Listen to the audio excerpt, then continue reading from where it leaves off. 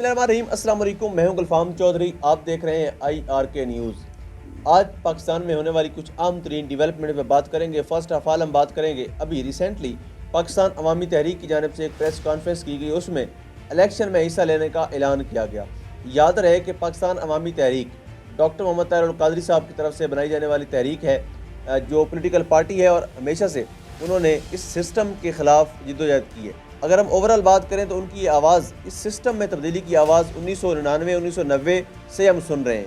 यानी इस political system के ख़िलाफ़ डॉक्टर ताहिर अल कादरी साहब अव्वल रोज़ से हैं और उनका यह मानना है कि ये पॉलिटिकल सिस्टम कोलैप्स कर चुका है और इसमें कुछ चंद अफराद के मफादात हैं जो जुड़े हुए हैं। जब तक वो मफादात उनके पूरे होते रहेंगे तब तक ये सिस्टम इस अवाम को कोई फ़ायदा नहीं देगा।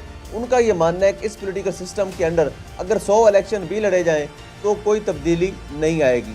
लेकिन उनकी तहरीक पाकिस्तान अवामी तहरीक ने यह ऐलान करते हुए साथ वाज़ेह किया कि जिस तरह हम असम्बलियों से बाहर रहकर इस करप्ट पॉलिटिकल सिस्टम के ख़िलाफ़ आवाज़ बुलंद कर रहे थे, हम चाहते हैं कि अगर हमें अवाम मौका दे, अपने वोट की ताकत से असम्बलियों तक पहुँचाए, तो हम उसमें असम्बलियों में जाकर भी इस पॉलिटिकल सिस्टम और ये जो फरसूदा निज़ाम इस मुल्क पर मुसल्लत है कि जिसमें साबिक वज़ीर आज़म भी अपने आप को महफूज नहीं रख पाता और आज बेगुनाह होकर कैद ज़िंदान में है, तो एक ऐसे सिस्टम में जो है वो कोई भी चीज़ डिलीवर नहीं कर पाती।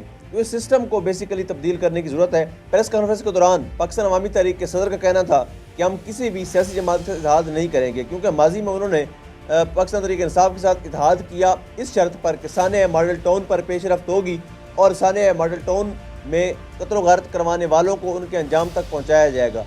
लेकिन पाकिस्तान तहरीक इंसाफ की गवर्नमेंट और इमरान खान साहब की गवर्नमेंट इस पूरे के पूरे सिस्टम में डिलीवर करने में और साने मॉडल टाउन के मुजरमान को फांसी के फंदे तक पहुंचाने में मुकम्मल नाकाम रही, जिसकी बुनियाद पर पाकिस्तान अवामी तहरीक ने उनकी हिमायत ना करने का फैसला किया है। उसके बाद खबर शामिल करते हैं निगरान हुकूमत की तरफ से। जिस तरह हम कब से बता रहे हैं, कब से चीख चिल्ला रहे हैं कि यह निगरान हुकूमत बेसिकली अवाम की तरजीहात के लिए नहीं है।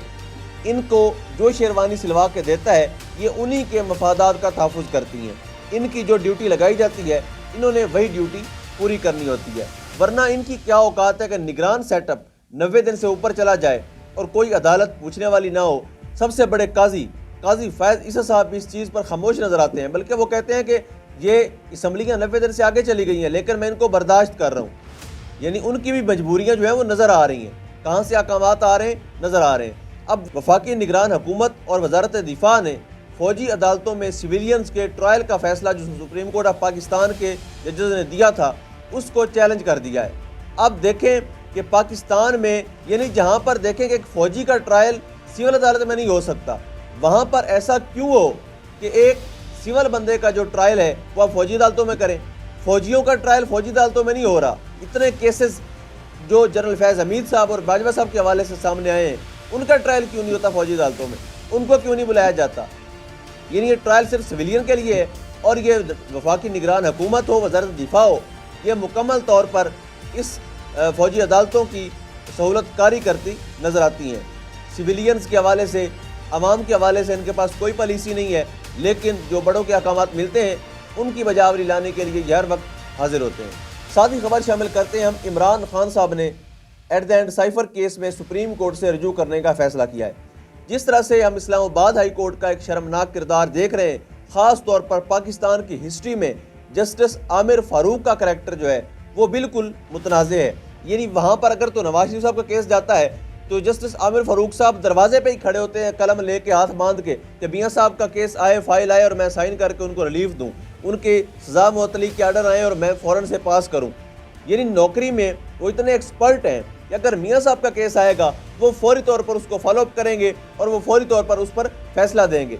लेकिन अगर केस आता है इमरान खान साहब का, वहाँ पर वो ना सिर्फ केस को लटकाएंगे, ना सिर्फ उसमें हजते निकालेंगे, बल्कि एट द एंड उसको मुस्तरद कर देंगे। यानी मुकम्मल तौर पर जो इस नून लीग की सहूलतकारी है वो इस्लामाबाद हाई कोर्ट कर रहा है और नवाज शरीफ साहब के लिए हमेशा से वो रास्ते साफ कर रहे हैं जस्टिस आमिर फारूक साहब। सुप्रीम कोर्ट ऑफ पाकिस्तान में सरदार लतीफ़ खोसा की वसादत से इमरान खान साहब ने ये केस दायर किया है कि मुझे इंसाफ दिया जाए, साइफर केस का जो फैसला है उस हवाले से उस चीज़ को मुस्तरद करते हुए मुझे रिलीफ दिया जाए। अब देखते हैं कि सबसे बड़े कल साहब की अदालत में चला गया मामला, अब वहाँ पर किसके पास ये केस लगता है, क्या इसका सीन बनता है कि کیا وہاں سے عمران خان صاحب ریلیف لینے میں کامیاب ہو پاتے ہیں یا نہیں، یہ ساری نظریں اس وقت سپریم کورٹ آف پاکستان پر لگی ہوئی ہیں اور اس کیس کے حوالے سے ان کا فیصلہ جو ہے معنی خیز ہوگا۔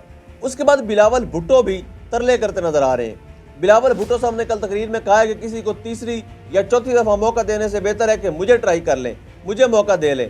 یعنی آپ دیکھیں کہ اس پاکستانی عوام کے ٹیکس پر پلنے والے یہ لوگ، پاکستان کے ٹیکس کے پیسے کو بے دردی سے اپنے باپ کی جاگیر سمجھ کر لوٹ کر کھانے والے یہ لوگ کس طرح سے اقتدار میں آنے کے لیے ترلے کرتے ہیں، کس طرح سے ان کے سامنے ہاتھ جوڑ کے کھڑے ہوتے ہیں، کس طرح سے اپنے مفادات کے تحفظ کے لیے یہ بڑے دروازے پر جاتے ہیں، دروازہ کھڑکاتے ہیں، گیٹ نمبر 4 سے اقتدار لیتے ہیں، اور جب ان کو نکالا جاتا ہے تب یہ مظلومیت کی ایک داستان بن کر دوبارہ سے اس عوام کے سامنے کھڑے ہو جاتے ہیں۔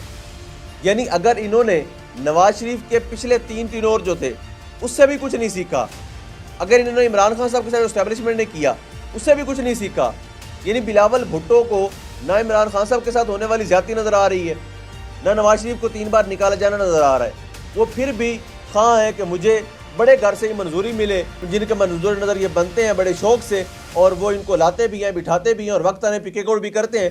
انہی کے ترلے بلاول بھٹو صاحب کر رہے ہیں کہ مجھے جی موقع دیں، میں بڑا اچھا بچہ ثابت کروں گا اپنے آپ کو، حکم کی بجاوری لاؤں گا، اور اس چیز پر وہ واضح نظر آ رہا ہے، اور جلسوں میں عوام کے سامنے وہ کہہ رہے ہیں، پیغام کس کو دے رہے ہیں، وہ سمجھ رہے ہیں کہ کس کو پیغام جا رہا ہے۔ ساتھ ہی ساتھ عدالت نے جو کیس تھا منی لانڈرنگ کا مونس الہی صاحب کا، وہ لگا ہوا تھا، اور ساتھ ہی ان کے تمام تر اثاثے، بینک اکاؤنٹس، پراپرٹی ساری منجمد کرنے کا فیصلہ کر لیا ہے۔ لیکن پاکستان کی عدالتوں میں یاد رہے یہ فیصلے پہلے بھی ہوتے تھے جب میاں نواز شریف صاحب اس ملک سے مفرور تھے، اشتہاری تھے، ملزم تھے، بلکہ مجرم تھے۔ جب اسحاق ڈار صاحب اس ملک سے اشتہاری تھے، مفرور تھے، مجرم تھے، تب ان کے اثاثے بھی منجمد کیے جاتے تھے۔ لیکن جیسے ہی بڑوں کی منظوری ہوتی ہے، ہماری اطلاعات کے مطابق مونس الہی صاحب کو بار بار پریشرائز کیا جا رہا ہے کہ آپ پاکستان تحریک انصاف کا ساتھ چھوڑ دیں، ان کی پارٹی چھوڑ دیں، علیحدگی کا اعلان کر لیں، آپ کے والد کو بھی ریلیز کر دیا جائے گا، اور آپ کے اوپر بھی جتنے بھی کیسز ہیں ان کو بھی ختم کر دیا جائے گا۔ لیکن مونس الہی کے ایک ایبسلیوٹلی ناٹ نے یہ فیصلہ کرنے پر مجبور کروا دیا اس سسٹم کو کہ انہوں نے تمام تر اثاثے جو ہیں وہ منجمد کرنے کا فیصلہ کیا ہے۔ اب دیکھتے ہیں کہ یہ اثاثے کب تک منجمد رہتے ہیں، کیا مونس الہی صاحب کی صلح ہونے کے بعد ان کے اثاثے بحال ہو جائیں گے، کیسز ختم ہو جائیں گے، یا مونس الہی اس سسٹم کے آگے سرنڈر کرتے ہیں یا خان صاحب کے ساتھ ڈٹ کے کھڑے رہتے ہیں۔ یہ فیصلہ مونس صاحب نے کرنا ہے۔ اللہ پاک وطن عزیز کامیاب ناصر ہو۔ پاکستان زندہ باد۔